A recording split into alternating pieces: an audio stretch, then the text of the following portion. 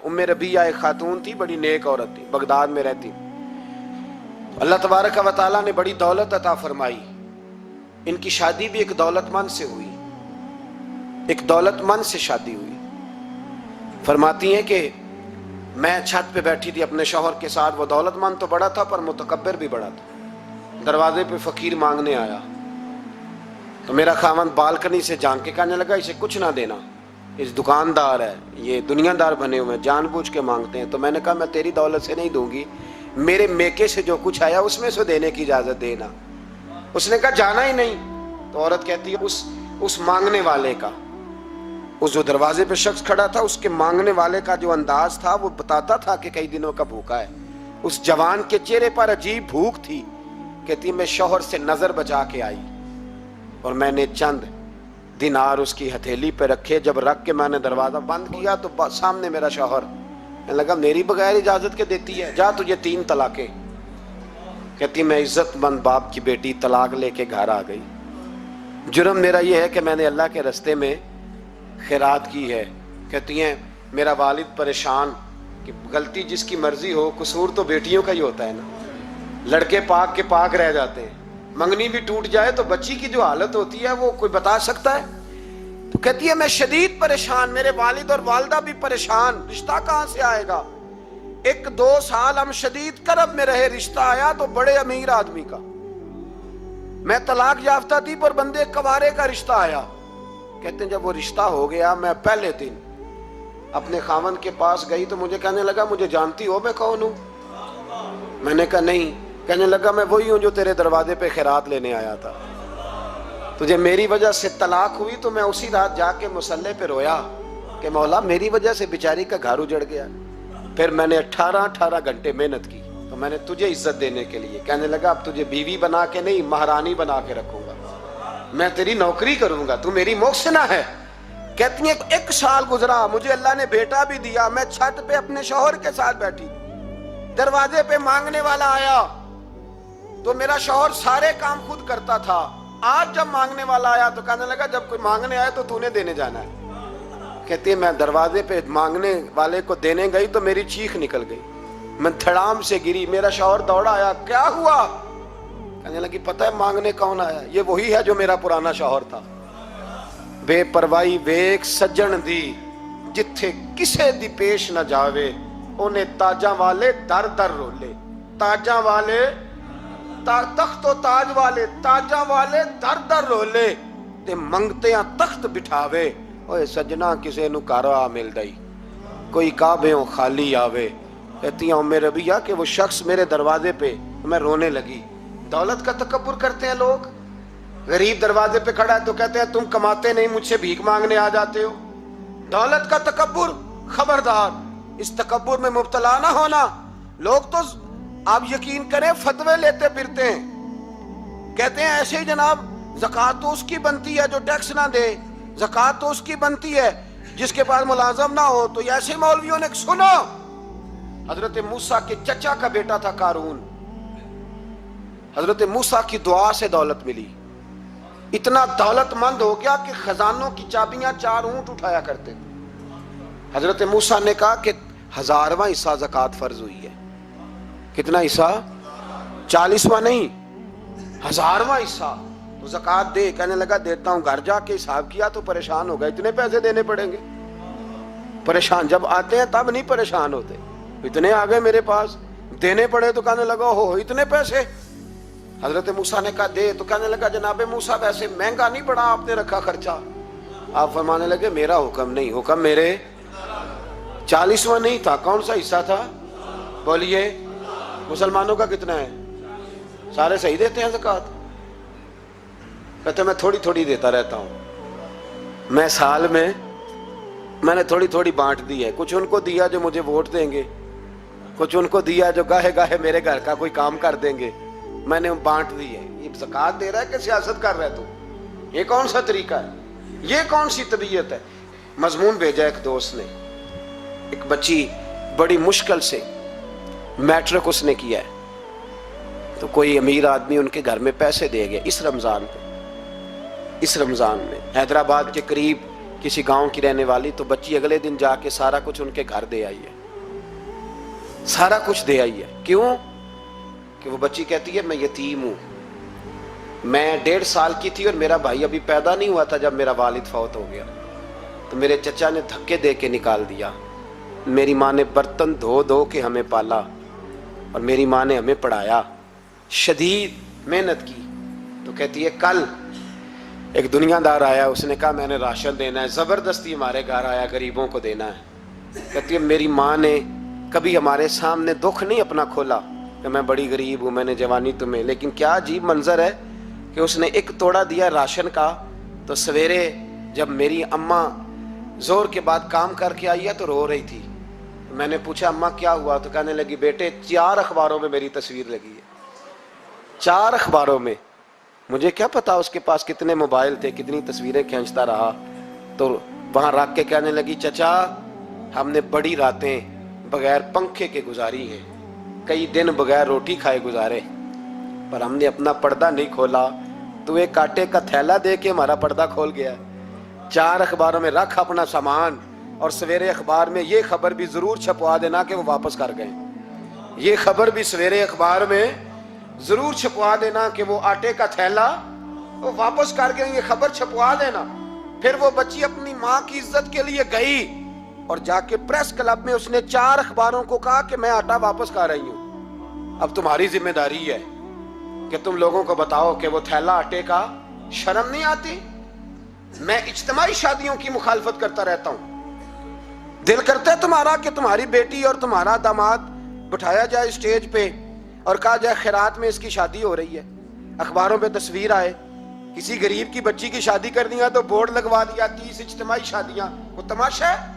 गरीबों की बेटियां तमाशा बनाने के लिए है?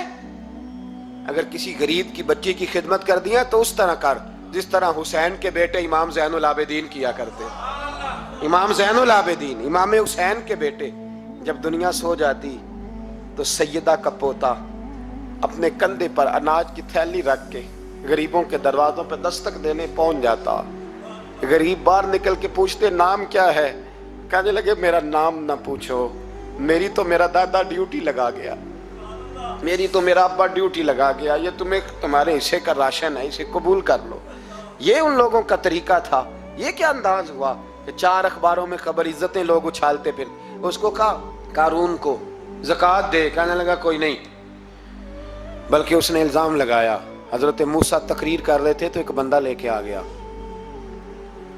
उसके पीछे एक औरत है। कहने लगा मूसा खुतबे बड़े देते हो, पर एक बीबी कहती है कि हजरत मूसा ने तो मेरे साथ माज अल्लाह सुम्मा माज अल्लाह नकले कुफर नबाशत, मूसा ने तो मेरे साथ ज्यादती की है। हजरत मूसा अल्लाह के नबी जब इज्जतदार आदमी से आके सवाल पूछते हो तो बेचारा टूट जाता है, वो बेचारा टूट जाता है। जब लोग पूछते हैं ना ये तो खा गया फलानी शय, इज्जतदार, इसने अपनी जिंदगी बड़ी मुश्किल से काटी हो पर वकार से काटी हो, वो तड़प उठता है। हजरत मूसा बड़े जलाली थे, पर जब कारून ने औरत का इल्जाम लगाया तो रो पड़े, सजदे में सर रख के कहने लगे मौला मुझसे इतना सख्त इम्तिहान ना ले, मैंने तो सारा कुछ तेरे नाम किया हुआ है। फिर मिंबर पे बैठे बीबी से कहने लगे सच बता माजरा क्या है। जब जलाल से पूछा तो औरत तड़प उठी, कहने लगी इसने पैसे दिए थे आप पे इल्जाम लगाने। हजरत मूसा ने दुआ की, कहा या अल्लाह तू देख रहा है इसने तेरे नबी के साथ क्या किया है। जब वो गरक होने लगा ना जमीन में, जमीन फटी अंदर जाने लगा तो कहने लगा लगता है मेरी दौलत तुम संभालोगे। तो हजरत मूसा ने कहा इसके खजाने भी साथ ही रखो। सारे खजाने सर पे रखे और खजानों समेत जमीन में गरक हो गया। इलम पढ़े दा मान न करिए, मत आखी में पढ़िया, ओ जब्बार कहार कहावे, मते रोड देवी दुध कड़े। तो दौलतों समेत लोग गरक हो गए। बादशाह था,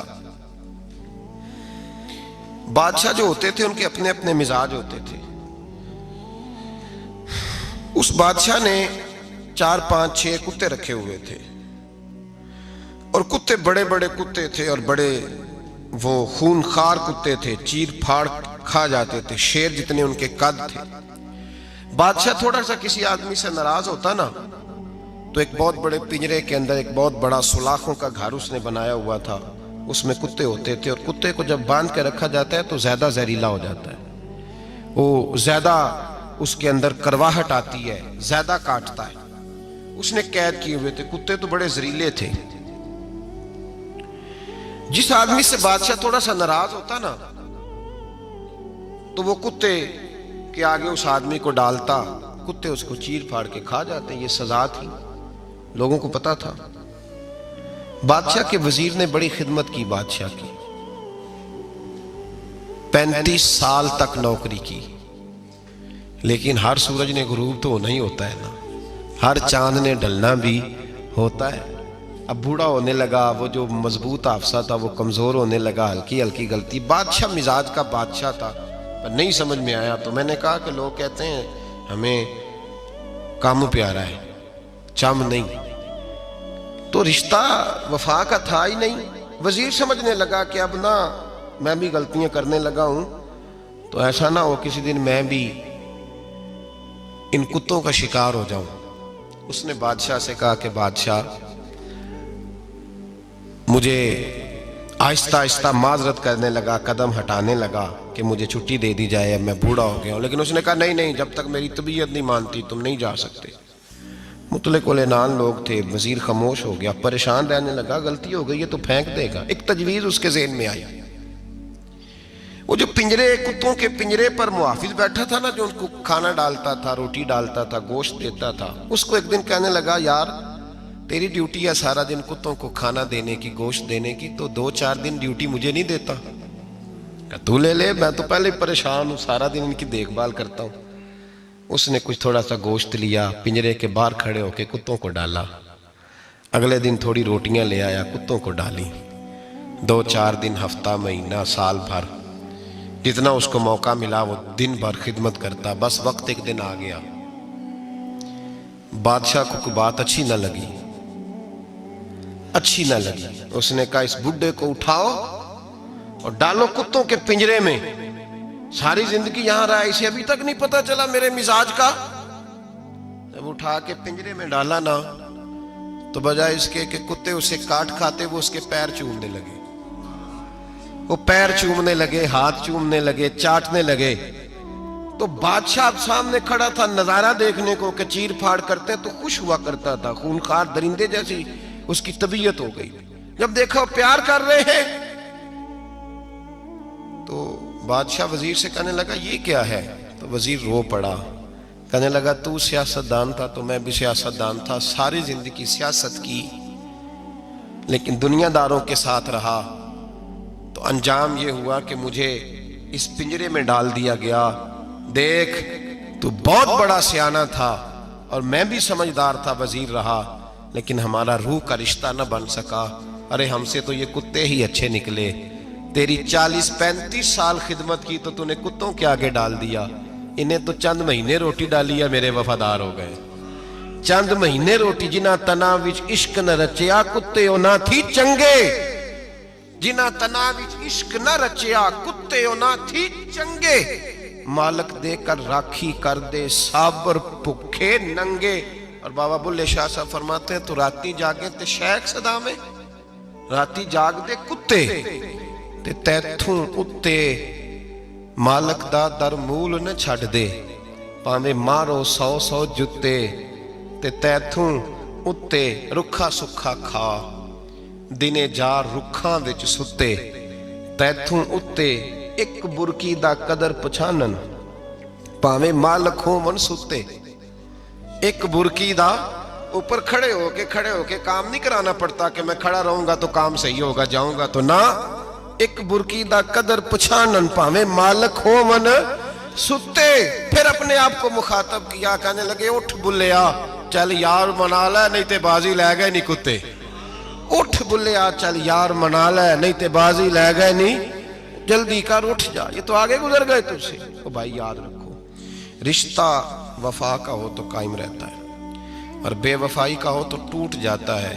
مدینے کے محبوب سید عالم صلی اللہ علیہ وسلم نے مکہ فتح کیا، شور ہو گیا اذا جاء نصر اللہ والفتح، فتح ہو گئی. ان فتحنا لک فتحا مبینہ کے جلوے نظر آنے لگے.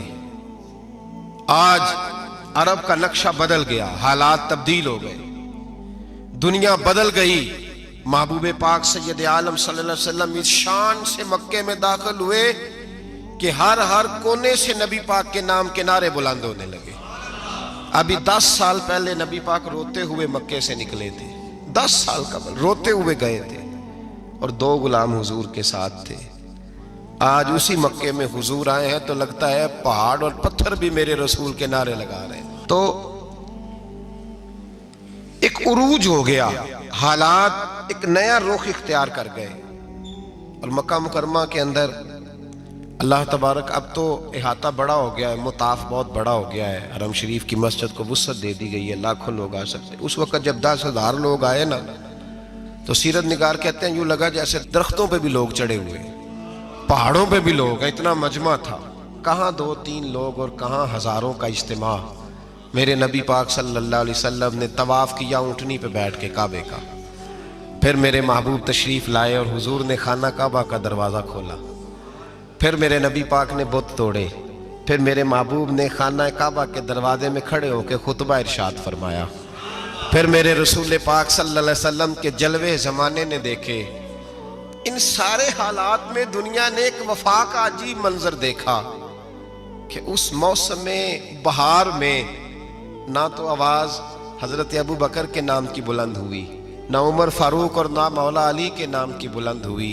उस मजमा आम में महबूब पाक की आवाज़ गूंजी तो रब करीम के हबीब ने फरमाया, ऐना बिलाल, मेरा बिलाल कहाँ है, मेरा बिलाल कहाँ है, उसको बुलाओ ना, किधर है बिलाल। अजीब रंगे वफा देखा ना लोगों ने, ये वफा। फरमाया बिलाल किधर है। हजरत बिलाल हाथ बांधे, सबसे पीछे, वो शोहरत से बचने वाला पीछे पीछे रहता है। जी चाहता है सारी गजलें उस जालिम के नाम करूं। पीछे थे हजरत बिलाल रदी अल्लाह ताला अन्हु, दौड़े हुजूर में हाजिर हूं। फरमाया इधर आ यार, काबे की छत पे तो चढ़ जरा, आजान तो सुना। एक सहाबी हुजूर के कान में बोले, और ये भी हिकमत इलाही थी कि वो बोले, हजरत बिलाल की शान जाहिर होनी थी। कान में का या रसूलल्लाह, काफिर पहले ही मर गए, पहले ही कोई हाल नहीं इनका, आज तो बिल्कुल ही खत्म हो गए। हुजूर आज आपका सिक्का चल गया है, बिलाल के बड़े दुश्मन हैं, बिलाल को रहने दें, कोई और ना आज अजान दे दे। कान में बात कही थी, चाहिए था जवाब भी कान में आता, पर मासूम आमना फख्र आदम बनी आदम वफा का खुतबा पढ़ने लगे। वफा का खुतबा शुरू हुआ। मेरे हबीब अलैहिस्सलाम ने फरमाया, कान में बात की थी, हुजूर कान में जवाब देते, लेकिन हुजूर ने फरमाया चुप कर यार, तूने अजीब बात छेड़ दी है। जब मक्के में पत्थर खाने हो तो बिलाल, और जब बदर में तलवारें चमके तो बिलाल, ओहद में पत्थर बरसे तो बिलाल, और गले में कस के रस्सी बांध के से मक्के की गलियों में घसीटा जाए तो बिलाल मोहम्मद मोहम्मद कहे, और आज अल्लाह इज्जतें दे तो किसी और को चढ़ाऊं। फरमाया चुप करके सारे नीचे खड़े रहो। आज काबे की छत पे बिलाल खड़ा होगा तो मैं दुनिया को बताऊंगा वफा किस चीज का नाम हुआ करता। बिलाल ही चढ़ेगा काबे की छत पे। किसने जर्रों को उठाया और सहरा कर दिया, ये किसने कतरों को मिलाया और दरिया कर दिया, और किसकी हिकमत ने यतीमों को किया दुर्रे यतीम और गुलामों को दुनिया भर का मौला कर दिया। भाई याद रखो, रिश्ता जो वफा का होता है ना, उसका बड़ा रंग होता है, उसका बड़ा अंदाज होता है, उसके बड़े तरीके होते हैं। अगर हजरत हलीमा गुर्बतों के आलम में मेरे मुस्तफ़ा को लेके गई थी ना, तो मासूम आमना ने भी तो सबक बड़ा निराला दिया ना उम्मत को।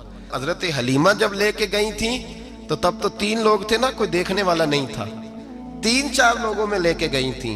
हलीमा कहती है जब मैंने रंग देखा तो मैंने निराला देखा है। मस्जिद भरी हुई थी गुलामों से, और करीम रसूल मिंबर पे बैठे थे।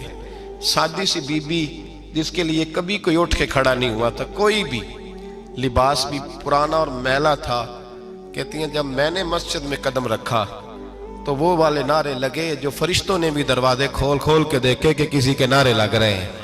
और जनाब हलीमा कहती हैं किसी ने ऐसा कभी इस्तकबाल ना देखा होगा।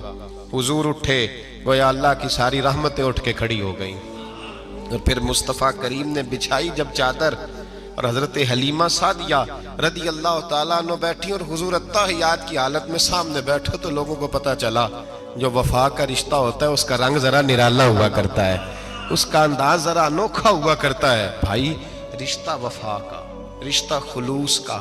لالچ کا رشتہ اگر آپ نے کمپنی والے کی اس لیے دعوت کی ہے نا کہ وہ آپ کو مال صحیح دے گا، تو بھائی وہ بھی اس لیے آیا ہے کہ آپ اس کا مال زیادہ بیچیں گے. اگر آپ کسی رشتہ دار کے ساتھ اس لیے تعلق رکھتے ہیں نا کہ اس کے پاس پیسے زیادہ ہیں، تو وہ بھی اس لیے آپ کے ساتھ تعلق زیادہ رکھے گا کہ کبھی کبھی چلو گاڑی چلا لے گا، کبھی کبھی میرے کسی کام آ جائے گا. یہاں خلوص دیکھو، یہاں اگر آپ کے ہاں خلوص ہے تو پھر سامنے بھی آپ کو بڑا خلوص ملے گا. دنیا میں وفا ختم نہیں ہوئی، پر ہم نے وفا کا رشتہ ہی نہیں بنایا، ہم نے تعلق ہی نہیں بنایا، وفا کا تعلق ہی نہیں بنایا. میرے شیخ سے کسی نے پوچھا تو حضور آپ ہاتھوں میں ہاتھ لے کے بیعت کرتے ہیں؟ تو آپ فرمانے لگے وہ تو ادا ہے نا، وہ سنت ہے.